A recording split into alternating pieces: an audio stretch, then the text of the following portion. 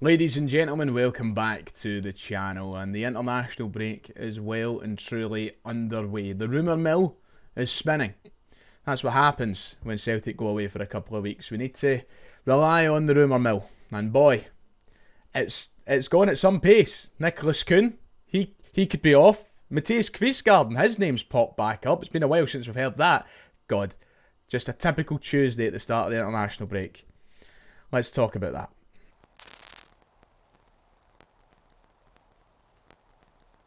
If you haven't, please make sure to go down below, hit like and subscribe. We're trying to get as close as we can to 50,000 subscribers by the end of the year.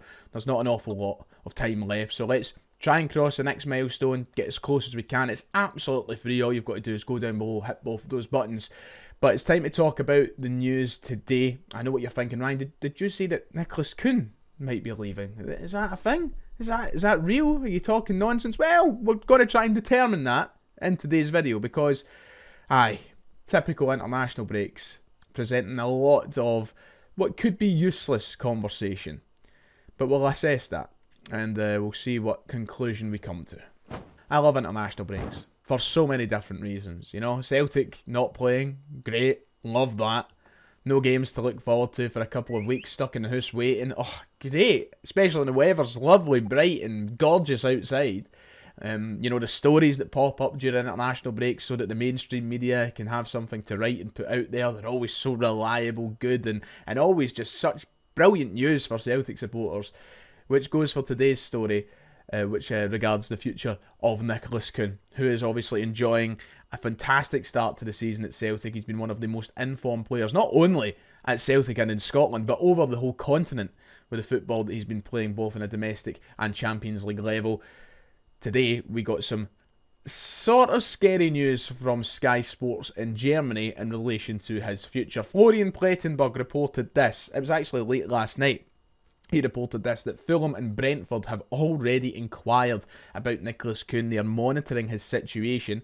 This season, the winger has scored 10 goals, provided 11 assists across all competitions, and most recently impressed with his strong performance in a 3-1 victory against RB Leipzig in the Champions League. The 24-year-old is under contract until 2029. That was the story last night. There was then a story that came out this morning, or this afternoon I should say, which gave us an update.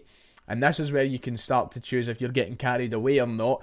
It broke from Kronen Zeitung, which is a publication in Austria, who said that Celtic will look to make Nicholas KÜHN their record transfer departure should Premier League sides follow up on their interest in the winger.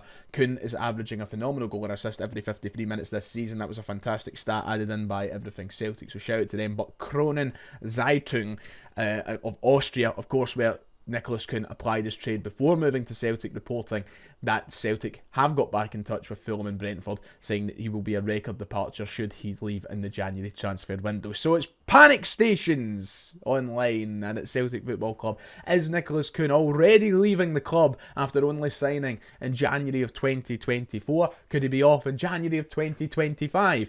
If you're lured in by the later story especially, then you might be already saying your goodbyes, but what I will say is, calm down, it's not the end yet. There's a number of different things to talk about from this story. Can I just get my big statement out of the way? I don't think, and I would be incredibly surprised if Nicholas KÜHN leaves Celtic in January. I don't see it. And in relation to the second story, which came out from Austria this afternoon, that Celtic have told these clubs it would have to be a record sale, I think comes as no surprise. Naturally, clubs will be looking at Nicholas KÜHN. I fully believe there is truth in the Florian Plettenberg report from last night that Fulham and Brentford have maybe inquired about Nicholas KÜHN. Of course clubs will start to inquire. That's the whole point in football and transfers and trying to improve your team. You look for the best players and you send scouts to watch them. You inquire about players. You try and figure out who your best options are. He's obviously going to be someone who's on short lists across the continent at the moment. I have no quarrels with the Florian Plettenberg story. But the report coming out of Austria that Celtic have already told these clubs that he's going to have to be a record sale should he leave. What's surprising about that? Don't get lured into that being this whole... Basically, it's an article saying that Celtic are ready and equipped to sell him. They're ready and they're sitting there waiting for these clubs to bid. That's not the case. It's just Celtic, if they are in contact with these clubs, letting them know that, well, we want at least £30 million for him. Celtic's record at the moment stands at £25-30 million for Matt O'Reilly, depending on how the add-ons come in over the course of the next few years. But let's just say Matt O'Reilly left Celtic for £30 million after add-ons. That's a £30 million player they've now labelled Nicholas KÜHN, which is exactly what they should be doing with the form that he's in. They were considering selling him for any less than that. It would be an absolute calamity. It would be a travesty to think about letting him go for anything less than that when he's one of the most informed players on the continent at the minute, both at league level and Champions League level. So the reports coming out of Austria do not surprise me in the slightest. I think a lot of people are getting carried away in thinking that that's perhaps Celtic admitting defeat and ready to let him go. Will Fulham and Brentford be ready to come in and bid 30+ million for Nicholas KÜHN of Celtic in the January window when, you know, it's only been a few months of good form? I must admit, I have my reservations. Sadly, this is the landscape we live in now, where clubs like Fulham, clubs like Brentford are a genuine threat to us losing players. It's a shame that the footballing landscape is in that sort of way. We're losing Matt O'Reilly to Brighton and Hove Albion. We could lose a Nicholas KÜHN to Fulham or Brentford in the future. But that's just what the Premier League has done to the game, sadly. And if they come in knocking with money, maybe in the summer, then I think there's a more realistic chance of Nicholas KÜHN leaving the club. But him being under contract to 2029 means that Celtic have got a lot of power in any negotiation for the player. I would just be stunned if they entertain any of those conversations in January. I doubt he'll go. I think the interest is obviously real. Who wouldn't be interested in a player playing that well? But if I was to say anything else beyond that, take it with a pinch of salt. That's all I can say. We'll obviously stay on top of this if there's any developments, but I know a lot of people will already be in my comments section today asking what the situation is. If I didn't talk about it, people would be asking what I know about it. I know as much as you. What I would say is don't get carried away. The £30 million benchmark is there for Celtic. Do I think Nicholas KÜHN is going to be a £30 million plus player in January for any club? No, I don't think so. Because I think clubs aren't willing to go and spend that on someone who has only been good for a few months really at Celtic. So yeah, long way to go before that conversation really takes off. I think we'll get through January with Nicholas KÜHN still being a Celtic player. Call me ambitious if you like. If you want to call it arrogance, feel free to think that. But I'm not getting carried away with what I've seen yet. What a day for rumours, by the way. Oh, if you're into your rumours, if that is what you're here for, you're having a field day today, I tell you that. Not only has our best performing player been linked away from the club, but we've been linked with an old flame. Celtic are once more in for a name who we've heard a number of times over the past few years. That man being Matthias Kvistgaarden, who has once more been linked with Celtic Football Club, a guy who we've seen linked with us over basically every transfer window the last sort of 2 years, I would say, nearly. Tipsbladet in Denmark, a publication who we have referenced a number of times over the years, have reported that Celtic are still scouting Matthias Kvistgaarden. This was the headlines. Many top clubs were in Brøndby over the past couple of weeks. Brøndby's Matthias Kvistgaarden, Yuto Suzuki, Clement Bischoff, Sindre Walla, Mario Dorgelis, Daniel Svensson and many more are being scouted, but obviously the main one there for us, Matthias Kvistgaarden. Tipsbladet can say that big clubs such as Bologna, Hellas Verona, Fenerbahce, Brighton, Feyenoord and Celtic were in place at Brøndby Stadium, especially the latter, Celtic, probably interesting to mention. Celtic have previously been reported to be very interested in Matthias Kvistgaarden and they have attended several recent matches at Brøndby Stadium. So Tipsbladet, I believe one of the key publications in reporting the signing of Kasper Schmeichel this summer, if my memory serves me right, reporting that Celtic's scouting team have been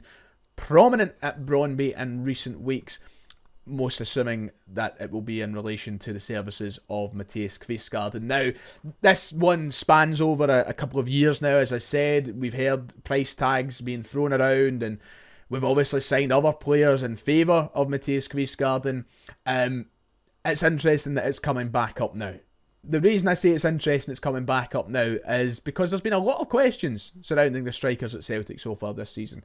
Both of them not having the greatest campaign. Kyogo not being himself. Adamida struggling to find form.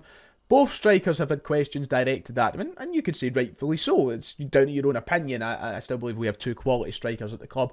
But now that Mathias Kvistgaarden's name is popping back up, it begs the question, are Celtic looking to bring in another option once more to give us 3 strikers available at our disposal? The thing is, I remember in the summer, right at the top of the summer, we were talking about Mathias Kvistgaarden. It was the same the last winter as well, January transfer window. And apparently Brøndby wanted something like 8 million quid, I think it was, 7 million, 8 million quid. Which was just never going to happen. But now that we've seen the club spend £9 million on Adam Ida, people will ask, is that going to change? Especially with the form that Mathias Kvistgaarden has been in. This season in the Danish Superliga, 15 games, 10 goals, 4 assists. That's in the league alone this season. Last year in the league he had 20 appearances, 7 goals as he was rising to first team prominence. But this year he's really setting it alight. In all competitions he's got more than that. He's got 13 goals, 5 assists in about, I think it's 20 games. Nuts what Mathias Kvistgaarden has been doing for them. He's the top scorer in the Superliga right now. And quite rightly will attract interest, and Celtic should probably be interested. This is somebody who we've spoke about so many times over the course of the time he's been linked to the club on this channel. Could he be a realistic target for Celtic in the January window? Maybe. I would be stunned if Celtic moved for him in January. I would be absolutely stunned. While Kyogo and Adam Ida are here, it begs the question, where would he play? Where would he get his minutes? And what happens with the other 2? How do the minutes get spread among 3 great strikers? One that we spent £9 million on, one who's been the talisman of the club for the past 3 years. Where does Mathias Kvistgaarden then come in? Especially if you're probably... I mean, I wouldn't be surprised if Brøndby want something close to 10 million now with the form that he's in. So I just don't see a world where he signs anytime soon for Celtic. I don't know if this is future scouting for maybe if Kyogo was to leave the club next summer, which I think is very... I think there's a growing chance of that happening, I must admit. But there's nothing to say that is going to happen. So what happens? It's a very weird one. We're scouting him. Do you sign him before another team snaps him up? Do you just let it go? Do you look elsewhere? A whole lot of questions are going to rise again, but Celtic have apparently been scouting him. That's as far as it's went right now. I'd imagine in January, though, we might hear something else. It was interesting seeing his name pop back up again, and I'm sure Ryan McGinley will be delighted, who's still waiting for him to sign. But yeah, it's one of those players who we're probably just going to hear about until he finally does leave Brøndby. I think he's always going to be linked with Celtic. And that's that. But what an international break. I love rumours. I love them. I say very sarcastically. Right, that's it for today. Going to be a lot of comments under this video, I think. But let me know what you think about all of this so far. Until next time, take care. Like and subscribe. Cheerio.